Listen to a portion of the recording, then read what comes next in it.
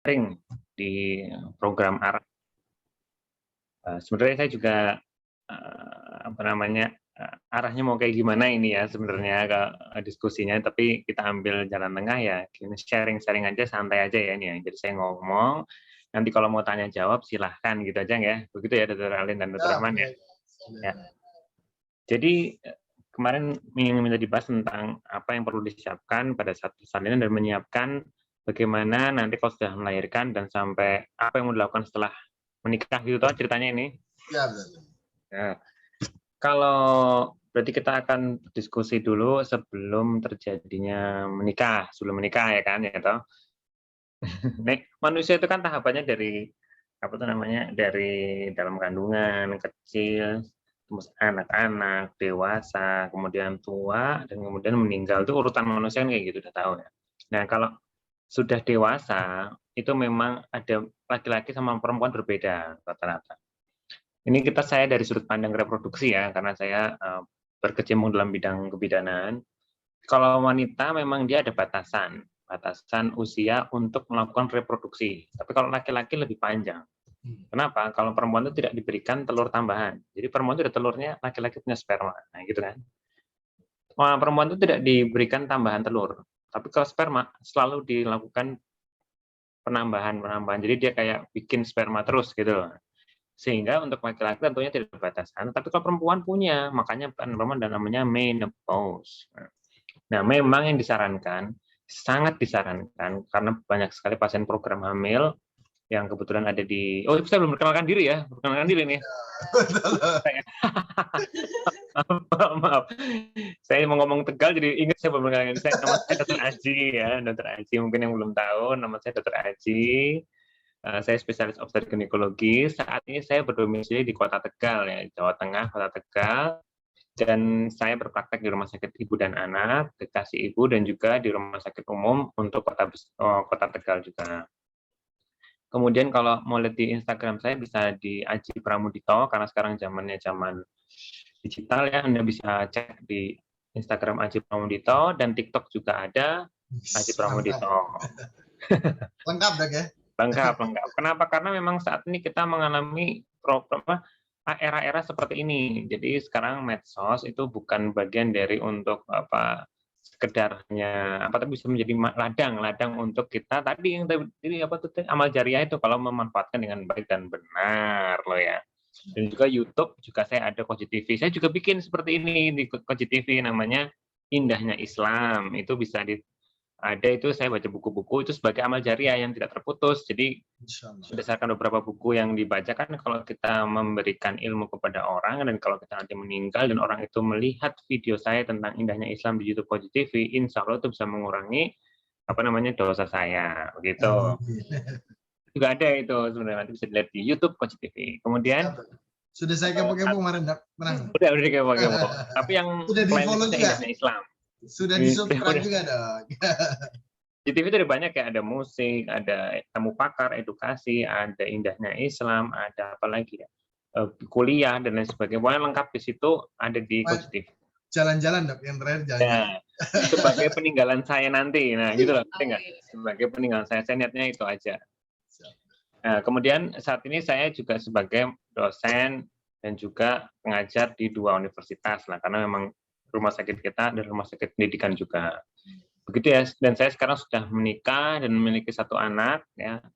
Kemudian tinggalnya di sini di Tegal gitu ya. Udah ya, cukup ya. Sekarang kita lanjut yang tadi. Nah, kalau perempuan itu memang dia punya batasan. Sebaiknya perempuan itu kalau bisa menikah secara reproduksi ya di bawah 32 tahun atau paling maksimum tuh di bawah 35 tahun. Karena telur perempuan itu dari 32 dia mulai begini landai, kemudian 35 dia drop, 38 drop, sehingga kesempatan untuk melakukan reproduksi itu lebih kecil dibandingkan yang di bawah 35 tahun itu dari segi perempuan. Tapi kalau laki-laki tidak, lebih panjang usianya.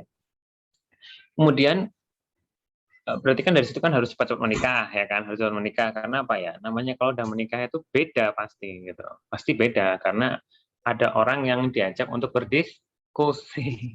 Iya. Kamu sendiri, apa-apa yang nggak diajak diskusi.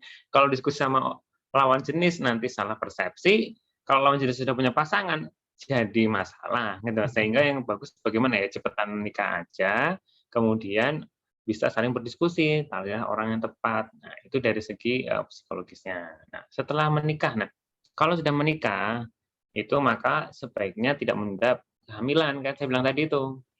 Bilang itu. Kenapa? Ya tadi, kita tidak tahu kalau kita menggunakan KB misalnya atau sesuatu itu akan mengganggu fungsi telur dan sebagainya, kita tidak tahu itu. Sehingga lebih baik setelah menikah ya langsung buru-buru ingin punya anak. Nah, di sini pentingnya di YouTube Coach TV juga pernah saya bahas dengan Dr. Yudi Enjun, itu salah satu guru saya juga dari Jakarta RSPAD, tentang 1000 HPK. Pernah dengar mungkin ya 1000 HPK. Jadi 1000 HPK ini mungkin dari segi agama dan dari segi medis itu penting sekali. Kenapa? Yang sebenarnya mencetak perkembangan otak kita itu di 1000 HPK. Anak-anak kita di 1000 HPK itu hampir 70-80% itu diproses di situ. Setelah dia 1000 HPK itu hanya sekitar 20% aja yang berkembang.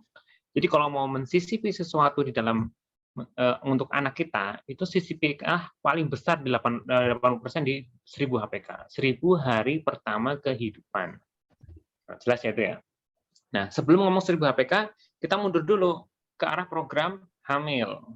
Jelas ya, ke arah program hamil. Jadi, ketika sudah menikah, mau punya anak, nah, kalau sudah ingin program hamil, sebaiknya sudah mulai mengurangi makan makanan yang sifatnya oksidan tinggi.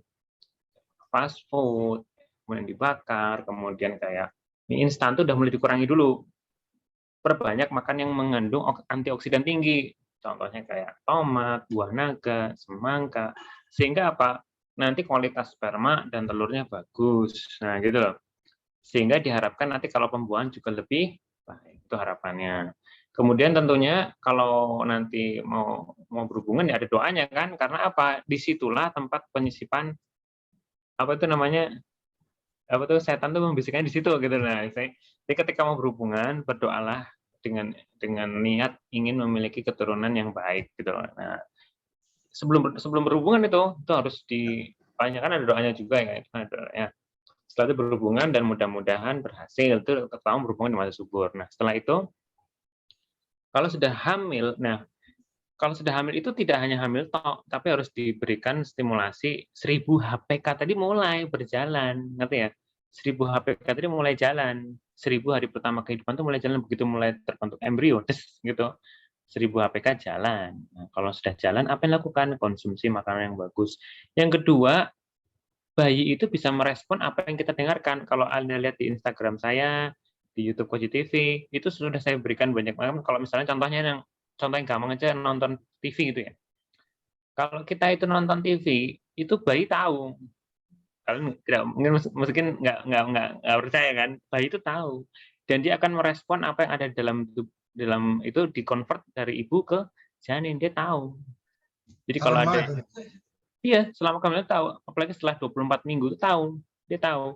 Dan dia biasa diajak komunikasi sebenarnya ya, itu bisa diajak komunikasi. Boleh nonton di YouTube Koji TV itu atau di Instagram saya. Itu dia bisa lihat, bisa mengerti bagaimana cara meresponnya.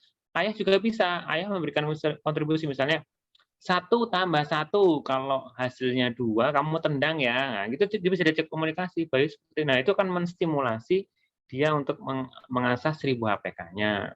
Dan juga tidak boleh diajari berbohong misalnya apa ya? Misalnya makanannya apa ya? Misalnya berbohong lah misalnya ya, ibu berbohong atau bapak berbohong. Itu dia akan merespon, oh ternyata itu diperbolehkan ya, misalnya gini, suami masakin istri gitu misalnya. Masakannya asin banget misalnya ini kan namanya lagi suami istri kan. Sebenarnya nggak enak, ngerti nggak? Tapi si istri dalam hati ngomong nggak enak, nah itu nggak boleh loh sebenarnya. Dalam ilmu 1000 HPK tidak boleh. Nanti janin akan merespon, oh ternyata seperti itu boleh ya. Nah gitu loh. Itu mungkin orang-orang yang tidak paham seperti itu, tapi itu ternyata terjadi pada 1000 HPK itu. Sehingga hati-hati kalau lagi hamil atau persiapan hamil untuk hal-hal yang negatif-negatif itu harus dihilangkan betul. Perbanyak. Nah, kalau ingin menjadikan anaknya itu hafiz Quran gitu ya, ya sudah mulai dikenalkan huruf-huruf seperti itu, bacalah huruf-huruf apa namanya, baca Al-Qur'an dan sebagainya. Ibunya loh, ibunya melafalkan, itu harus diomongin, kenapa? Getarannya itu akan diterima dan direspon oleh si janinnya. Itu ada itu, responnya ada. Jadi itu harus jadi parameter kalian. Nah, seandainya sudah melahirkan gitu kan. Setelah melahirkan selama 2 tahun pertama masih dalam kategori 1000 HPK. Jadi kalau Anda ingin memaksimalkan otak bayi, maka lakukanlah di 2 tahun pertama. Setelah 2 tahun berikutnya, itu hanya sekitar 20% dari perkembangan otak. Apakah bayi bisa merespon? Lakukan saja, ngerti nggak? Nanti dia akan ngerti sendiri suatu saat. Jadi misalnya, baru 1 tahun nih, kok diajarin huruf alif, ba, ta, sa, jim, dia nggak ngerespon, tapi sebenarnya dia merekam di otaknya, aksonnya nambah, jadi slot di otaknya nambah, slet, slet, slet, slet, slet, slet, slet, slet, slet. Nanti ketika ditempa lagi di umur 4 tahun misalnya mau ditempa, dia cepat. Nah, itu rahasia. Jadi tipsnya, tempalah semua anak kalian di 2 tahun pertama itu dihajar semua, kasih semua materi, nanti dia akan masih ngisi slot dulu, chipsnya kayak chipsnya dipasang dulu kan. Kalau nggak ada chipsnya lebih sulit, tapi kalau udah ada chipsnya cepat nanti dia responnya. Set, gitu. Itu ngomongin 1000 APK. Jelas ya di situ ya. Nah sekarang pada saat hamil, suami dan istri harus akur kan tadi mempengaruhi si dedeknya itu. Pasti akan ada konflik, itu pasti ada konflik tuh nggak mungkin dihindari ya. Saya juga seperti itu, tapi ya namanya orang harus bisa meredam. Kenapa? Dedeknya ini bisa merespon. Jadi kalau misalnya lagi sebel atau gimana, suami atau istri lebih baik pergi dulu aja. Pergi, nggak usah ketemu dulu, menghindar dulu. Kalau udah reda atau sholat dulu, ya kan. Kalau marah kan sebaiknya sholat kan ya. Nah,